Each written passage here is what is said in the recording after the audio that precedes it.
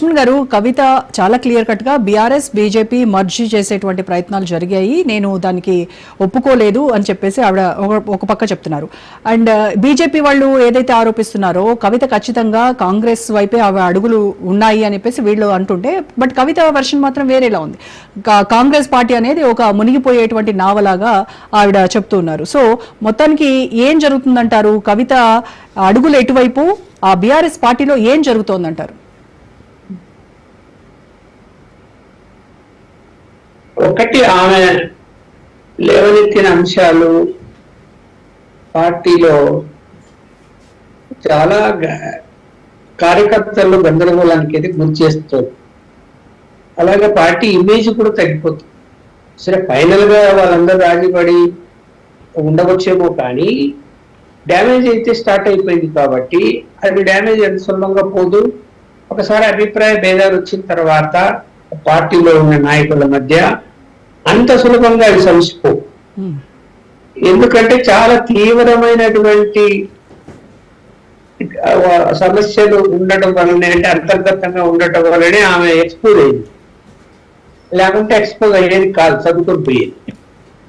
Expose కావడానికి కారణాలు సరే, ఎవరి వాదన వాళ్ళు చెప్తారు. బీజేపీ వాళ్ళేమో ఆమె కాంగ్రెస్కి వెళ్తుంది అంటారు, కాంగ్రెస్ వాళ్ళేమో బీజేపీకి వెళ్తుంది అంటారు. అయితే రెండు కూడా కాంగ్రెస్ కానీ బీజేపీ కానీ జాతీయ పార్టీ. రెండు జాతీయ పార్టీలకు ఇప్పుడు బీఆర్ఎస్ పార్టీ బలహీనపడటం కావాలి, కానీ కవితను తీసుకొచ్చి ఏదో మనం బలపడతామనేది అది కళలోని మాట. అది జరిగే పని కాదు. ఎందుకని ఎవరికి ఉపయోగపడదా? ఎందుకు? ఆమె ఎక్కడ చేరినా కూడా ఇవాళ ఓటర్స్ కానీ ప్రజలకు కానీ ఏం కనపడుతుంది? లిక్కర్స్ కాము, కంటికి కావాలి. అది అంత సులభంగా సమస్య పోతుంది. అలాంటి పరిస్థితులు కాంగ్రెస్కి ఏం లాభం? ఆమె వస్తే రేపు ఒకవేళ రేపు లోకల్ బాడీ ఎన్నికలు వస్తాయి, ఆమె కాంగ్రెస్ పోయిన బీజేపీ అస్త్రంగా ఉపయోగిస్తుంది. చూడండి, లిక్కర్ కేసులో ముద్దాయి అరెస్ట్ అయ్యి బెయిల్ మీద ఉంది, ఆమె పార్టీని తెచ్చుకున్నారంట. లేదు, బీజేపీ పోయినా కాంగ్రెస్ వాళ్ళు అలాగే మాట్లాడతారు. అలాగే ఆమెకి ఏమైనా లాభమా? వెళ్తే ఇటు అంటే ఏం లాభం ఉంటుంది?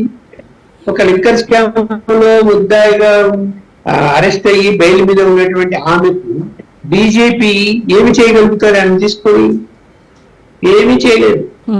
కాకపోతే ఏంటంటే బీజేపీ కానీ కాంగ్రెస్ కానీ రెండు పార్టీలు ఏం ఆలోచిస్తాయంటే, ఎన్ని చెప్పినా కూడా ఇంకా బలమైన ప్రతిపక్షం కాంగ్రెస్ పార్టీకి బీఆర్ఎస్ బీజేపీ కాదు.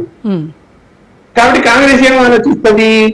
బీఆర్ఎస్ బలహీనపడాలి, రేపుగా లోకల్ బాడీ ఎన్నికల్లో ఇంకా బలహీనపడాలి, నెక్స్ట్ ఎన్నికల్లో అది మనకు ఉపయోగపడుతుంది అని ఆలోచిస్తుంది. బీజేపీ కూడా ఏం ఆలోచిస్తుంది? ఓవరాల్ గా బీఆర్ఎస్ పార్టీ బలహీనపడాలి వాళ్ళకు కూడా. పడితే కాంగ్రెస్ వర్సెస్ బీజేపీ పోటీ జరిగింది అనుకోండి, అప్పుడు ప్రజలు దేశవ్యాప్తంగా కాంగ్రెస్ బలహీనపడింది కాబట్టి బీజేపీ మొగ్గుతారేమో, బీజేపీ మళ్ళీ రాబోయేటువంటి అసెంబ్లీ ఎన్నికల్లో అధికారంగా రావచ్చునేమో అని వాళ్ళు ఆలోచిస్తారు. కాబట్టి ఎటొచ్చి ఇప్పుడు ఏమైందంటే ఆమెకు ఏ ప్రయోజనం ఉండదు, ఈ రెండు పార్టీలకు ప్రయోజనం ఉంటుంది, నో డౌట్. ఎందుకు? ఖచ్చితంగా ఆమెతో పార్టీ ఒకవేళ ఆమె కొత్త పార్టీ పెట్టినా, లేదు ఆమె పార్టీలో అసంతృప్తి నాయకురాలుగా ఉన్నా కూడా ఆమెకంటూ ఒక గ్రూప్ ఉంది, నో డౌట్. ఆ గ్రూప్ వాళ్ళు ఆమెతో పాటే ఉంటారు. ఎందుకు? ఆమెతో రకరకాల ప్రయోజనాలు పొంది ఉన్నారు. అలాంటి పరిస్థితుల్లో ఎవరికి ప్రయోజనం ఇది? ఏమిటి? ఇప్పుడు లోకల్ బాడీ ఎన్నికలు వస్తే ఖచ్చితంగా ఇది బీజేపీకి, బీఆర్ఎస్ పార్టీకి నష్టమే జరుగుతుంది, ఏమి సందేహించాల్సిన అవసరమే లేదు. ఈ రెండు పార్టీలు బెనిఫిట్ పొందుతాయి, కాంగ్రెస్ బీజేపీ.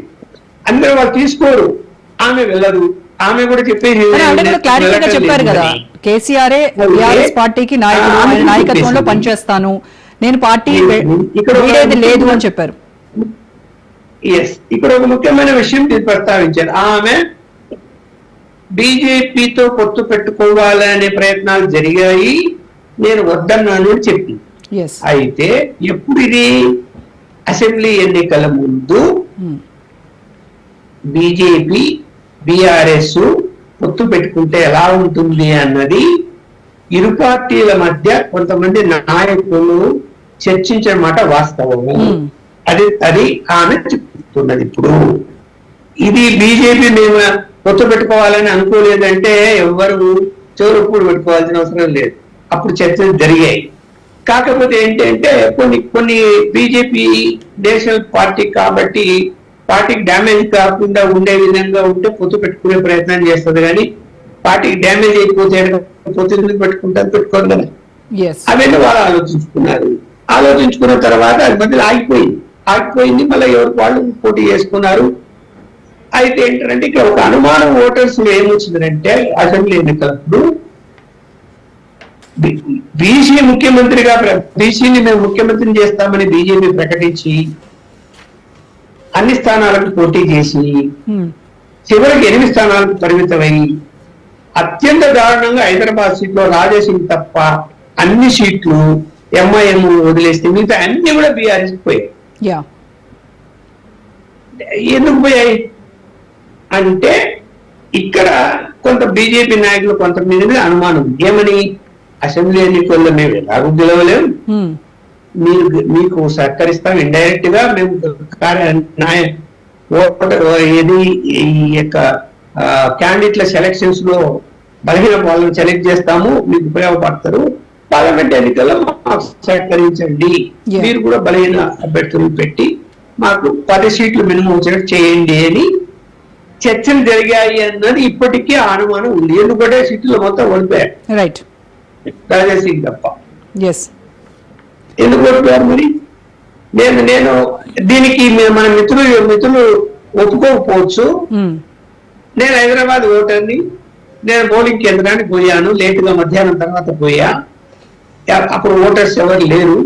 శుభ్రంగా లోపల బీఆర్ఎస్ పార్టీ వాళ్ళు రీసైక్లింగ్ చేస్తున్నారు ఓటింగ్. అంటే ఈ 5 కూడా లోపల పోయారు, అక్కడే నిలబడి ఉన్నా, మళ్ళీ బయటకు వచ్చారు, మళ్ళీ నిలబడారు, మళ్ళీ లోపలికి వెళ్తే అక్కడ బీజేపీ అక్కడ ఏజెంటే లేదు. ఏమన్నారు ఇప్పుడు దానికి? అనుమానం వస్తుంది కదా నాలాంటి కూడా.